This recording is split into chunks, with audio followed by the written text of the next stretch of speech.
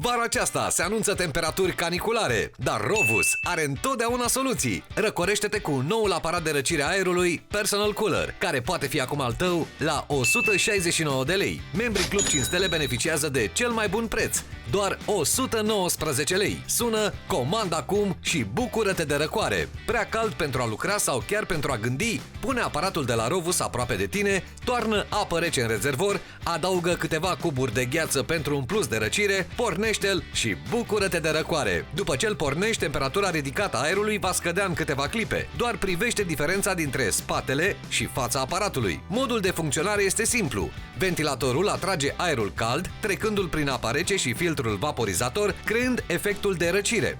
Uite, iese doar aer rece. În comparație cu un ventilator voluminos care doar recirculă aerul cald, aparatul Personal Cooler este ușor de transportat oriunde, pentru a crea un mediu răcoros, fiind compact și portabil. Încarcă-l cu ajutorul unui cablu USB, chiar și la laptopul la care lucrezi și bucură-te de aerul răcoros. În plus, rezervorul încăpător garantează până la 10 ore de funcționare cu o singură umplere. Folosește-l în timp ce gătești sau te antrenezi. Pune-l în dormitor și alege una dintre cele 7 culori ambientale pentru o atmosferă relaxantă în timpul nopții. Personal Cooler răcește, umidifică și împrospătează aerul în același timp, iar asta înseamnă un plus de sănătate pentru tine și familia ta. Până în prezent s-au vândut peste 600.000 de aparate de răcire a aerului de la Rovus, așa că Personal Cooler este fără îndoială produsul de care ai nevoie în această vară. Sună și comandă acum noul aparat portabil de răcire a aerului Rovus Personal Cooler la prețul de 169 de lei. Iar dacă ești membru Club 5 Stele, te vei bucura de cel mai bun preț,